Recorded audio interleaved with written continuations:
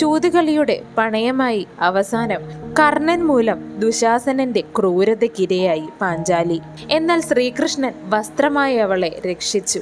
അങ്ങനെ ദ്രൗപദി സർവ്വപീഡകളിൽ നിന്നും രക്ഷപ്പെട്ട് നിൽക്കുമ്പോൾ അവയ്ക്കെല്ലാം ശേഷം ദ്രൗപദി ഇപ്രകാരം ആരായുന്നു: എടാ ദുഷ്ട, നരാധമനായ ദുശാസന, എൻ്റെ ചോദ്യത്തിനുള്ള മറുപടി കിട്ടിയിട്ട് വേണം ഞാൻ ഇനി എന്താണ് ചെയ്യേണ്ടതെന്ന് തീരുമാനിക്കുവാൻ. ഈ സദസ്സിൽ സ്ഥിതി ചെയ്യുന്ന സകല ആദരണീയരായ കൗരവന്മാരെയും ഞാൻ വന്ദിക്കുന്നു. ഈ പെരുങ്കൂറ്റൻ സഭയിൽ ഞാൻ നിങ്ങളെ വന്ദിക്കുവാൻ മറന്നുപോയതിൽ ക്ഷമിക്കണം. ഇത്രയും പറഞ്ഞു കഴിഞ്ഞപ്പോൾ ദുശാസനൻ പിടിച്ചു വലിക്കുകയാൽ ദ്രൗപദി നിലത്ത് കമഴ്ന്നു വീണു. സ്വയംവര കാലത്ത് വിവാഹവേദിയിൽ വെച്ച് ഒറ്റ ദിവസം മാത്രമേ എന്നെ മറ്റുള്ളവർക്ക് കാണുവാൻ സാധിക്കുകയുള്ളൂ. മറ്റൊരിടത്ത് വെച്ചും എന്നെ അന്യരാരും കണ്ടിട്ടില്ല. ഞാനിപ്പോൾ ഈ രാജസദസ്സിൽ ഈ വിധം വീണു കിടക്കുമാറ് ആയിക്കഴിഞ്ഞിരിക്കുന്നു. എന്നെ എൻ്റെ ഗ്രഹത്തിൽ സൂര്യദേവനും വായുദേവനും കൂടി കാണുവാൻ കഴിഞ്ഞിട്ടില്ല. ഞാൻ ഇന്ന് മഹാജനങ്ങളുടെ മധ്യത്തിൽ ഈ നിലയിൽ കാണുമാറായി. മുമ്പ് എന്നെ കാറ്റേറ്റ് വന്ന് സ്പർശിച്ചാൽ പോലും പൊറുക്കാത്ത പാണ്ഡവന്മാർ ഈ ദുഷ്ടൻ എന്നെ പിടിച്ചു വലിച്ചു കൊണ്ടുവരുന്നതിൽ പൊറുക്കുന്ന നിലയിൽ നിൽക്കുന്നു. പുത്രൻ്റെ പത്നി പുത്രി തന്നെയാകുന്നു. അവളെ അനർഹമായി സ്പർശിക്കുന്നത് കൗരവശ്രേഷ്ഠന്മാരും പുറത്തു നിൽക്കുന്നു. പുത്രവധുവിനെ, അവരുടെ ഈ പുത്രിയെ അനർഹമായി ദ്രോഹിക്കുന്നത് കൺമുൻപിൽ കണ്ടുകൊണ്ട് അടങ്ങി നിൽക്കുന്നു. കാലത്തിൻ്റെ മാറ്റം നോക്കൂ. ഇതിലും കഷ്ടമെന്തുണ്ട്? ശുഭയും സുമംഗലിയും സതിയുമായ ഈ നാരിയെ സഭാമധ്യത്തിൽ കയറ്റിയിരിക്കുന്നു. ഇതിലുമധികം നീചമായ എന്തുണ്ട്? പതിവ്രതകളെ സഭയിൽ കയറ്റരുതെന്ന് പണ്ടുള്ളവർ പറയുന്നു. സനാതനമായ ഈ ധർമ്മത്തിൽ ഇന്ന് കുരുക്കൾ വിപരീതമായി പ്രവർത്തിച്ചിരിക്കുന്നു. പാണ്ഡവന്മാരുടെ ധർമ്മപത്നി, പതിവ്രത, ദ്രുപദന്റെ കുമാരി, കൃഷ്ണന്റെ സഖി എന്നിങ്ങനെയുള്ള ഒരുവളെ രാജാക്കന്മാരുടെ സഭയിലേക്ക് പിടിച്ചുകൊണ്ടു വന്നിരിക്കുന്നു. ഇങ്ങനെയുള്ളവർ ധർമ്മരാജാവിൻ്റെ ഉത്തമയായ ഭക്തിയായ നാം ദാസിയോ അദാസിയോ എന്ന് കൗരവന്മാർ പറയട്ടെ. ഈ ശുദ്രൻ എന്നെ ദ്രോഹിക്കുന്നത് നിങ്ങളാരും കണ്ടില്ലേ? നിങ്ങൾ മറുത്തൊന്നും പറയാത്തത് കൊണ്ട് മാത്രമാണ് ഞാൻ ഈ ദുഷ്ടന്റെ ദ്രോഹങ്ങൾ ഏറ്റുവാങ്ങിക്കൊണ്ടിരുന്നത്. കുരുക്കളെ, എനിക്ക് സഹിക്കുന്നില്ല. ഞാൻ ദാസിയോ അദാസിയോ, ജിതയോ അജിതയോ? ദ്രൗപദിയുടെ വാക്യങ്ങൾക്ക് മറുപടിയായി ഭീഷ്മർ ഇപ്രകാരം പറഞ്ഞു: ധർമ്മത്തിന്റെ പാരമമായ ധർമ്മത്തെ പൂർണ്ണമായി അറിയുവാൻ ഇവിടെ ഈ ധരണിയിൽ വിജ്ഞന്മാർക്ക്, അതായത് പണ്ഡിതന്മാർക്ക് പോലും സാധിച്ചിട്ടില്ല. ഇവിടെ ബലവാനായി ചെയ്യുന്നതൊക്കെ ധർമ്മവും ദുർബലമായി ചെയ്യുന്നതൊക്കെ അധർമ്മവും ആകുന്നു. നിന്റെ ചോദ്യത്തിന് സമാധാനം പറയുവാൻ ഞാൻ അശക്തനാണ്. ഇക്കാര്യം സൂക്ഷ്മം മാത്രമല്ല, ഗഹനവും ആണ്. ഒരു കാര്യം എനിക്ക് പറയുവാൻ കഴിയും: അധികം വൈകാതെ തന്നെ ഈ വംശം നശിച്ച് വെണ്ണീറാകും. ഈ കാണുന്ന കൗരവന്മാരെല്ലാം ലോഭമോഹങ്ങൾ കൊണ്ട് അന്ധരാണ്. നിന്റെ ഭർത്താക്കന്മാർ ഏറ്റവും വ്യസനരായിട്ട് പോലും ധർമ്മമാർഗം വിടുന്നില്ല.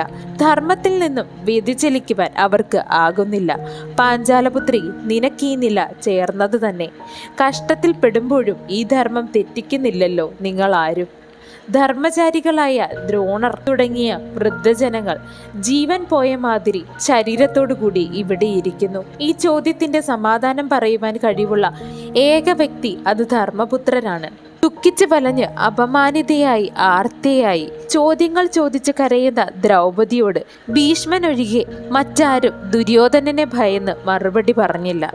രാജാക്കന്മാരും അവരുടെ പുത്രന്മാരും പൗത്രന്മാരും മൗനമായി ഇരുന്നു. അത് കണ്ട് ദുര്യോധനൻ പറഞ്ഞു: പാഞ്ചാലി, ഭവതിയുടെ ചോദ്യത്തിന് നിന്റെ ഭർത്താക്കന്മാരായ ഭീമൻ, അർജുനൻ, നകുലൻ, സഹദേവന്മാർ മറുപടി പറയട്ടെ.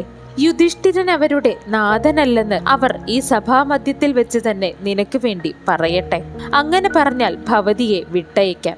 അങ്ങനെ ധർമ്മിഷ്ഠനും ഇന്ദ്രതുല്യനുമായ ധർമ്മരാജാവ് സത്യവാനല്ലെന്ന് എല്ലാവരും അറിയട്ടെ. ഭവതിയുടെ ഭാഗ്യമല്ലാത്ത രാജാക്കന്മാരെ ഓർത്ത് കുരുക്കൾ ഉത്തരം പറയേണ്ട കാര്യമില്ല. ഇത് കേട്ട് സദസ്യർ ഉച്ചത്തിൽ പ്രശംസിച്ചു ദുര്യോധനനെ. ദുര്യോധനപക്ഷം നിൽക്കുന്ന ആ സദസ്സിലെ ജനങ്ങൾ പാണ്ഡവന്മാരുടെ നേരെ തിരിഞ്ഞു. ധർമ്മരാജാവ് എന്തു പറയുന്നു? പോരിൽ തോൽക്കാത്ത അർജുനൻ എന്തു പറയുന്നു, ഭീമൻ എന്തു പറയുന്നു, യമന്മാർ എന്തു പറയുന്നു എന്നുള്ള കൗതുകത്തോടെ അവർ നോക്കിയിരിപ്പായി. സദസ്സിൽ ആകെയൊരു ഇരമ്പലുണ്ടായി. ആ ശബ്ദം ഒന്ന് നിന്നപ്പോൾ ദിവ്യമായ ചന്ദനം ചാർത്തിയ കൈകൾ പൊക്കി ഭീമൻ ഇപ്രകാരം പറഞ്ഞു: മഹാനായ ധർമ്മരാജാവ് ഞങ്ങളുടെ കുലത്തിന്റെ ഗുരുവാണ്. അദ്ദേഹം ഞങ്ങളുടെ സ്വാമി അല്ലെങ്കിൽ ഇവിടെ നടന്നതൊന്നും ഞങ്ങൾക്ക് പൊറുക്കുവാൻ കഴിയില്ല. ഞങ്ങളുടെയെല്ലാം സ്വാമിയാണ് ഞങ്ങളുടെ ജ്യേഷ്ഠൻ. ഇദ്ദേഹം തോറ്റിരിക്കുന്നു.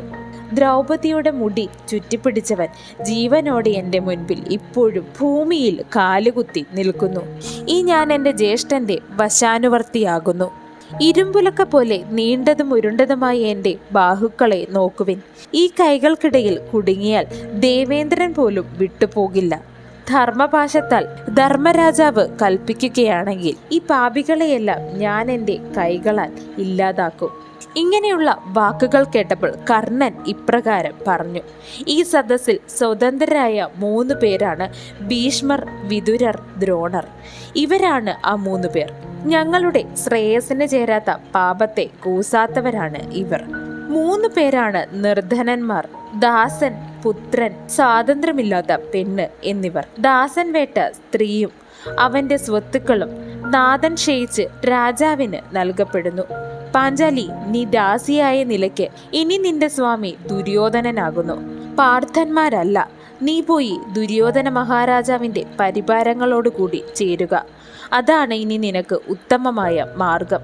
ചൂതുകളി കൊണ്ട് ദാസ്യമേൽക്കാത്ത വിധം അല്ലെങ്കിൽ നീ ഏതെങ്കിലും ഒരു ധാർതരാഷ്ട്രനെ വിവാഹം ചെയ്യുക. ഭർത്താക്കന്മാരുടെ ഇഷ്ടം പോലെ ക്രമമായി പെരുമാറുന്നവളാണല്ലോ നീ. ഇനി നിനക്ക് 5 പേരല്ല 100 പേരാണ് ഭർത്താക്കന്മാർ. അവരിൽ ക്രമമായി നീ സുഖിക്കുക. ദാസിമാർക്ക് അതും ചേരും. നകുലൻ, ഭീമൻ, അർജുനൻ, സഹദേവൻ, യുധിഷ്ഠിരൻ ഇവരൊക്കെ തോറ്റുപോയി. നീ തീർച്ചയായും ഈ നിലയ്ക്ക് ദാസി തന്നെ. നീ ഭർത്താക്കന്മാർക്ക് അധീനയായി നിൽക്കുന്ന ദാസിയാണ്. ജനനം കൊണ്ടുള്ള യോഗ്യതയെപ്പറ്റി നീ ചിന്തിച്ചിട്ട് കാര്യമില്ല. പരാക്രമവും വീര്യവുമൊക്കെ വെറുതെയാകുന്നു. വൃദ്ധയുടെ മകൻ സഭയിൽ ചൂത് കളിച്ച് പാഞ്ചാലിയെ പണയം വെച്ചു. ഇങ്ങനെയുള്ള കർണന്റെ നീചമായ വാക്കുകൾ കേട്ട് അത്യമർശനായ ഭീമൻ അസഹ്യമായ നിലയിൽ നിന്നുകൊണ്ട് നിശ്വസിച്ചു. കർണന് മറുപടിയായി ഭീമൻ ഇപ്രകാരം പറഞ്ഞു: ഞാൻ സൂതപുത്രനോട് എന്തിനു കോപിക്കുന്നു? ഹേ രാജാവേ, ഞാൻ ദാസന്റെ ധർമ്മത്തിൽ നിന്നുകൊള്ളാം. ദുര്യോധനൻ മറുപടിയായി ഇപ്രകാരം പറഞ്ഞു: ഹേ യുധിഷ്ഠിര, നിന്റെ സഹോദരന്മാരെല്ലാം നിന്റെ വശവർത്തികളായാൽ അവരുടെ അഭിപ്രായം പരിഗണിക്കേണ്ട ആവശ്യമില്ല. ഭീമനും അർജുനനും യമന്മാരും നിന്റെ ചൊൽപ്പടിക്ക് നിൽക്കുന്ന നിലയിലായി കഴിഞ്ഞിരിക്കുന്നു. അതാണ് മുൻപും ഉണ്ടായിരുന്നത്. പാഞ്ചാലി ജിതയായെങ്കിൽ പറയൂ, അവൾ ദാസിയോ അദാസിയോ? ഇപ്രകാരം ധർമ്മരാജനോട് പറഞ്ഞുകൊണ്ട് പാഞ്ചാലിയെ പുഞ്ചിരിയോടെ നോക്കിക്കൊണ്ട് താൻ ഉടുത്തിരിക്കുന്ന വസ്ത്രം നീക്കി തുമ്പിക്കരം പോലെ നീണ്ടുരുണ്ട്, കദളിവാഴത്തണ്ട് പോലെ മനോഹരമായി, വജ്രം പോലെ കഠിനമായി, ലക്ഷണമൊത്ത് ശോഭിക്കുന്ന ഇടത്തെ തുട പാഞ്ചാലിയെ നോക്കിക്കൊണ്ട് നഗ്നമായി കാണിച്ചുകൊണ്ട് ദുര്യോധനൻ തുടയിൽ തട്ടിക്കൊണ്ട് ഭീമസേനന്റെ മുഖത്ത് നോക്കി വിജയഭാവത്തിൽ ചിരിച്ചു.